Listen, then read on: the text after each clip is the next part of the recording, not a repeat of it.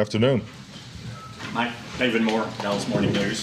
During this 3-game winning streak, what has impressed you most about your team or stands out about the way they've responded and played in this moment?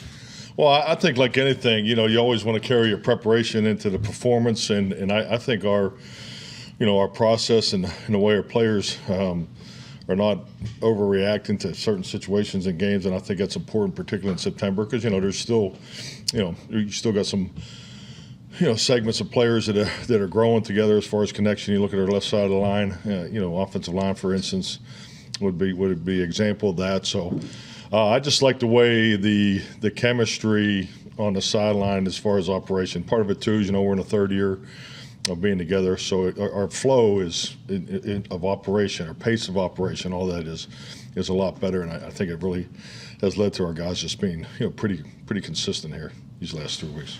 You talk about September football a lot. Is that a big part of what you're saying? You're going to be hit with stuff that we just couldn't scout, so be ready for it? Yeah, definitely. I mean, so September football is definitely part of the unscouted look percentage. We had a couple on offense. They hit us with the narco blitz twice for a run pressure that was effective for them. So I mean, you're still seeing some of that. But I'd also, I'll spend the majority of my time tonight and tomorrow just really heavy into the South Scout, because now we have played 4 games. So you are who you are after 4 weeks, and it's like a lot of things in this game. You spend the whole off season and training camp preparing to go play a certain way.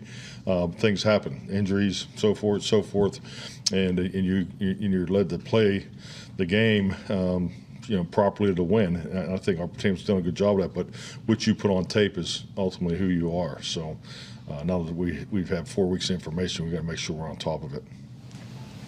Claxton for Warsaw Telegram. Fourth quarter, 11 minutes to go. You guys get a shank punt. They get the ball first 10 at your 30.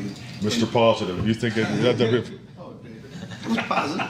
If you get a first 10 at your 30, you think there's no way. It was factual. Yeah, no.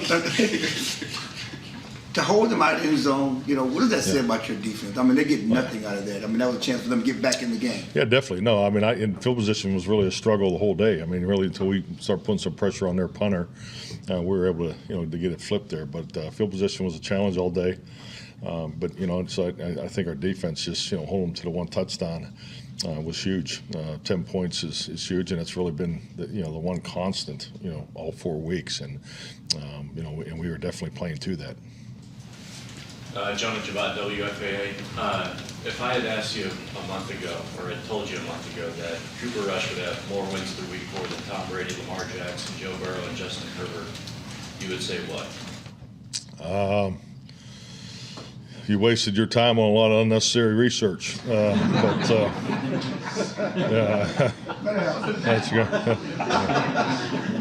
No, but thank you. Thank you. But yeah, I just think it's a tribute to Cooper, and the guys have just, you see it every year. You see it every week. Someone has to step up. We had Jordan Lewis go down in pregame, so and Deron goes right in there and plays on short notice. So you have to have it. You can't win without it, and I think it's awesome. In person, I think it's really cool for Cooper, because to see him to have this kind of success, and for as long as he's been in the league, and it's not everybody gets their opportunity right away. He's had to wait for his, and he's definitely delivered. Patrick.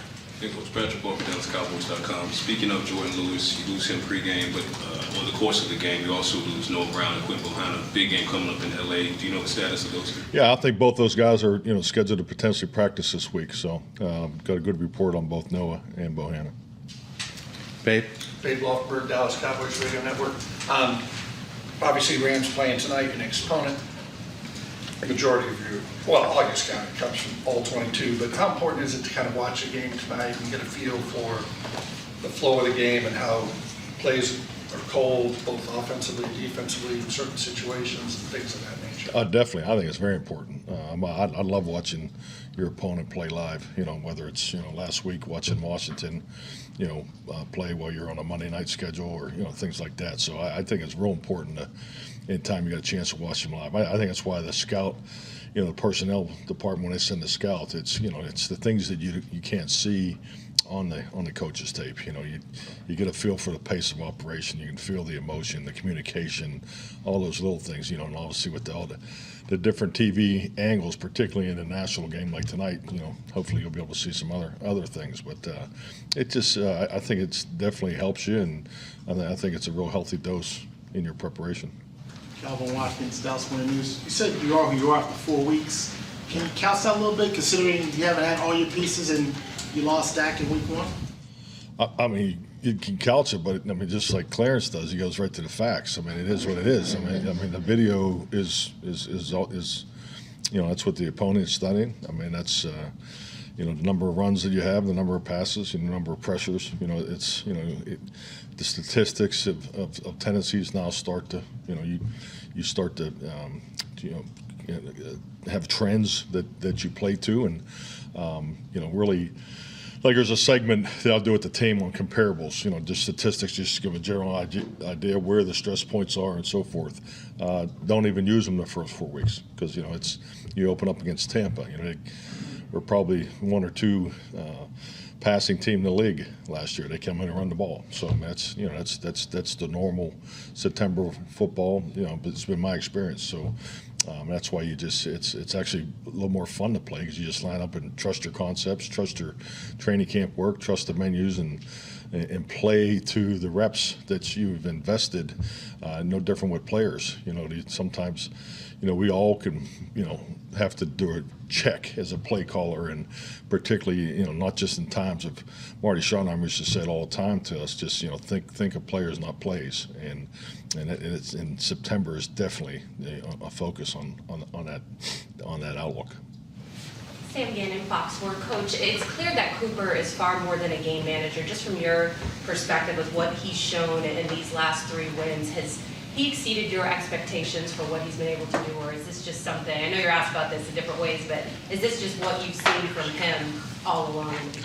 Yeah, I'll make it clear he's not a game manager. I think there's times, in this league, particularly based on the experience of your quarterback, or if you have some other challenges that you're going up against, whether it's injury, numerous matchup challenges, whatever. There's a mode of calling plays where you can play not to lose versus playing to win. And I think clearly, if you look at the way we've lined up on offense, we've committed schematically to certain things that we feel give us the best opportunity to be productive offensively, but we clearly have not taken the ball out of Cooper Rush's hands. He's not out there managing a game and, just trying to move field position. So I think the fact that we have been able to stay the course and play the way we want to play is a testament to him, and I think it's a reflection of our confidence that we do have in him. Clarence. Michael Gallup, I don't know what you expected in his first game back to play as many snaps as he did, certainly have the impact he has. Let's speak to the process and how y'all managed, and so when he could come back, he could have the impact. Yeah, definitely. We all just like you wanted to see him get going, and then once he was comfortable, obviously, let's not kid ourselves. A touchdown was a huge play. That's, you think about, he makes that play. He's coming off the field. You can see the reaction of his teammates. And I know where my mind went. Here's a guy that you've seen out on the field every day for the last 8 months going through rehab, and now he's back. So that's a threshold moment for him. And as he got into the flow of the game, I watched him pretty exclusively when he was in there early, but he felt great. And so. We were looking probably 20, 25 plays. I think he went to 39, and it was just based off of how he felt and how he looked. The deep shots, driving the pass in the field, that's what he brings to you guys. His ability to get. Oh yeah, he's one of the finest deep ball guys that I've had to coach. As far as running a go route and playing inside that red line, catching the ball in the phone booth, creating the box. That is definitely probably one of his best routes. Mike McCarthy, Yahoo Sports. I know you're focused on Rams next week, what you keep moving forward, but Jerry said yesterday that it would be an injustice not to give you credit as a head coach for what you've done. When you hear that, what goes through your mind, and is that Jerry? Why are you laughing? What's she laughing at? Yeah, it's injustice. Well, hey, I think you guys should listen to Jerry more. I don't know. No, I think it's nice. It's always nice when people say nice things about you. But I think this, particularly my relationship with Jerry, I've always enjoyed our conversations privately, and I've always have walked away from those conversations with a lot of confidence, and and I think it's good to have that type of relationship. So, so my point is, he says nice things to me privately too. So, John. Jim, I'm sure the Athletic. It seems like as your time as Cowboys head coach, you seem to err on the side of caution when it comes to injuries with guys. It doesn't seem like you want them to come back too early. Is there an injury in the past that maybe you dealt with that you thought that maybe somebody came back too soon, or where does that kind of come from? here in Dallas, Just any- yeah, I'm trying to think back. I'll say this: I think like anything. Especially in the area, in the medical area of our game, whether it's studying stress, the stress fatigue injuries, all those things. I just think I know I am so much more educated. You have more experience. I think just like anything, if I just slept at the Holiday Inn tonight, I'd be a doctor tomorrow. So I mean, you've been in so many of those conversations. I think not that and trust isn't the right word. I just think because when guys do come back early, what happens is if they do get hurt, then now it's a bigger deal than if you would have waited one more week. So I think it's just trusting the information, being around the block a few times, and just seeing that because and the players know their body better than anybody. And I'm the wrong guy to talk to about because when I ask the player if how he's feeling, I'm good, coach. I'm ready to go, and that's 100%. That's normally what they say to you. But it's you have your internal resources, your external resources, and I just think there's a lot more education out there, and there's more resources to make these decisions clearer. And then one thing you got to add to is we play 17 games now. I mean that is a factor, and that I know it's part of my thinking. Scholar. Skyler Dixon with the AP. This is a little bit related to that. You talked about Cal getting some padded practices under him before he played. With that, do you want to see him in a padded practice before he comes back, or is this situation fluid enough that it might not be allowed? Oh no, definitely. I definitely want to see Dak go through a full week of prep before he plays. I mean, I think that's all. I mean, we're not talking about being out 1 week here, or two. I mean, this is going to be a month, and yeah, definitely. I'd like to see him go through a full week. And we got 4 7-day runs here, so I think it'll time up. Like you were talking earlier about, like you say, in the first month, you don't even show the comps like you do as the season goes along. Have you found, and you talk about situational football, have you found now that you're not calling the plays and you're in the middle of that you do kind of step back and make sure that we don't give these guys too much information across the board in any area? I mean, is that part of Somebody in the game during the game? just going into the game? Because like you said, that's the thing you're always balancing. You want to give them information to succeed, but not too much information. Yeah, and do you have a better view of it when you kind of get to step back and look at the whole? Yeah, and I think just like anything, when you are coordinating the game plan, someone needs to check you for your volume, and I know that from doing it for 2 decades in this league. So I mean, there's a system of your run count, your pass count, because at the end of the day, you can't. I grew up in the era of 120 passes in a game plan. I don't believe that's necessary today. I think there's so much more you want to do situationally, and frankly, you have to do it with less time in the off season and in training camp. So all those things factor.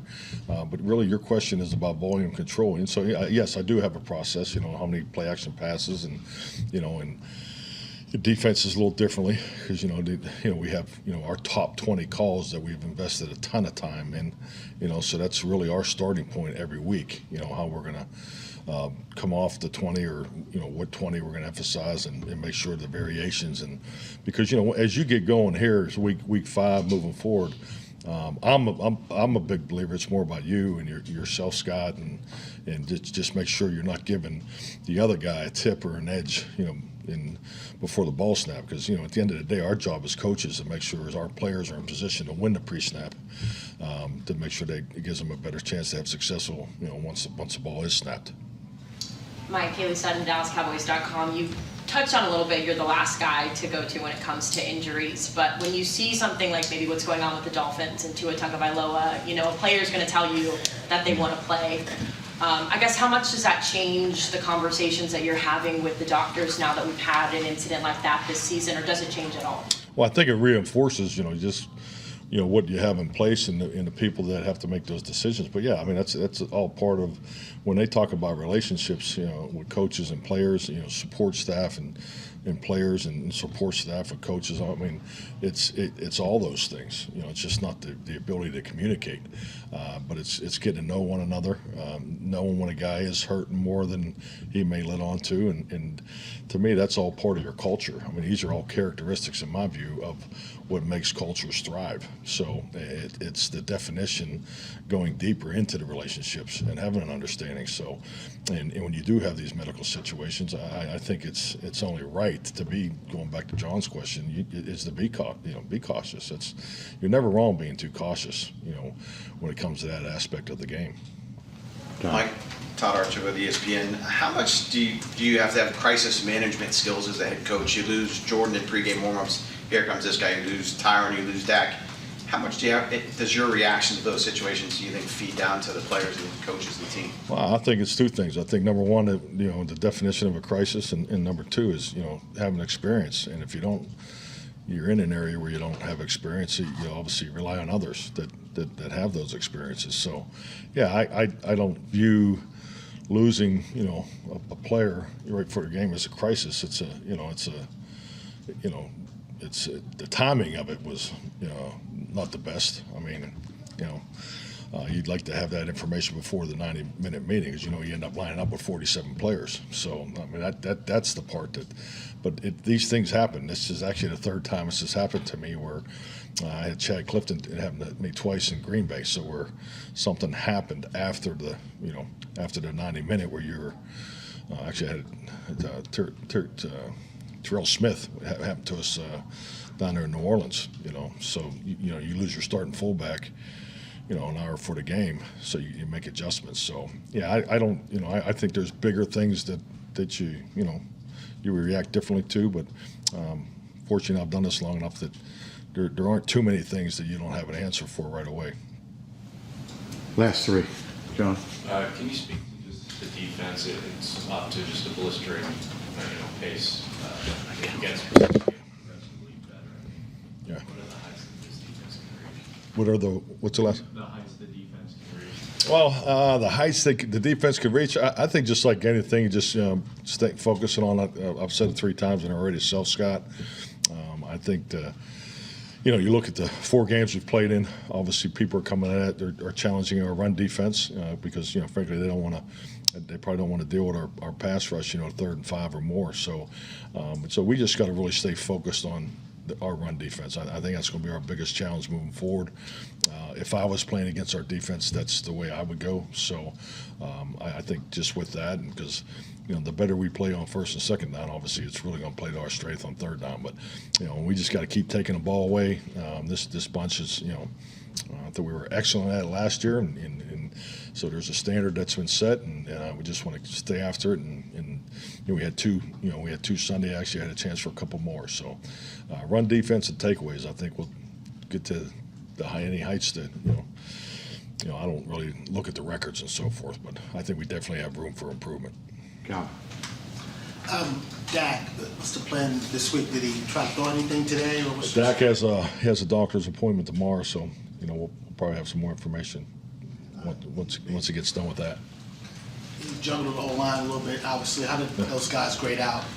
Yeah, definitely have some things to learn from. I thought our left side, playing the different combinations, so that we just not the easiest thing to do on a short week. So I think a full week of getting the communication, and we had a couple of things that we were not intact as far as the combination blocks and so forth. I thought they did a really good job, particularly Payne and Allen, winning the 2nd and 3rd reaction. So those are the things we need to focus on.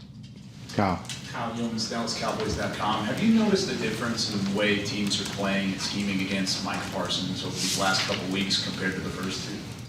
I think the biggest thing is, They're clearly identifying them. I think Mike is so disruptive, and he creates some really good situations for his teammates around him. So, but yeah, I think just from they're chipping him, you're thumping him. He's part of the declaration anytime he's clearly in between the tackles.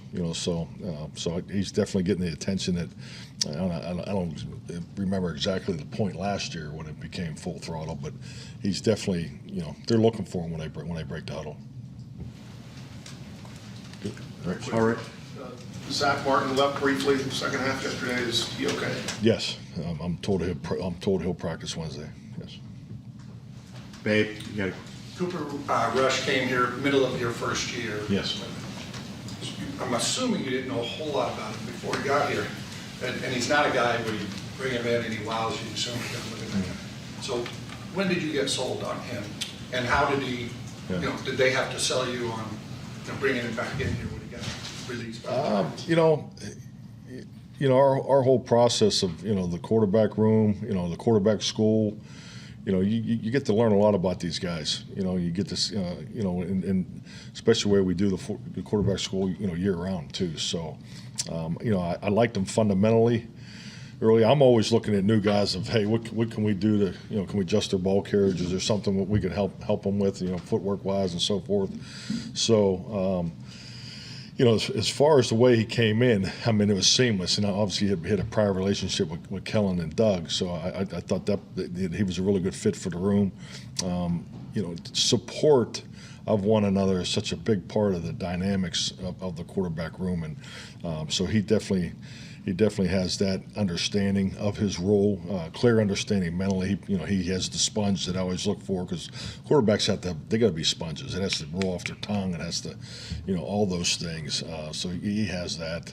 But the reality of it is, you really don't ever really know until you get into a game, live action with a guy. I could go back through my whole coaching career, particularly quarterbacks. I can remember Matt Hasselbeck, playing his extremely well in a preseason game against the Broncos up in Madison. You're like, hey, this kid has, this kid Aaron Brooks, first time he went in and replaced Jeff Blake after Jeff broke his foot against the Raiders down there in 2000. So that moment, Aaron Rodgers playing down here in Dallas on Thursday Night Football, and he goes in and gives us a chance to potentially come back and win the game. So those are moments where in games where you feel like, okay, that's a threshold, and I think we had that guy. So my point with Cooper was really the Minnesota game. When he went in there last year and played the way he did, in that up at that venue, that's real quarterback play too. So that was a tough night, Halloween night. So I would say that is the moment that I felt really, really good about Cooper. All right, Sam. Coach. Did you say 3 or 30? I know. Yeah. You can't turn down Sam. Well, I know the coordinators are excited to get in there. I'm going to get on to the Rams. Yeah. Just another question about the defense. Yesterday, Cooper said the reason why you guys are winning is because of the defense. What would you say to that? Well, I think they're clearly and it's what you want your defense to be. You want your defense to be the thermostat, and because the thermostat regulates the game, and they are clearly the thermostat for us. They make no bones about it. They keep us, they're going to keep us in striking distance because of the, just the way they're playing, and you could really see this probably middle of the season, end of the year last year. So now with another off season, and all of our young guys are growing up, and the combination of that draft class and the free agent class from 2 years ago. I think you're just seeing the fruits of the benefits are coming to light too. So, but they are definitely our thermostat. All right. Good. Thank you.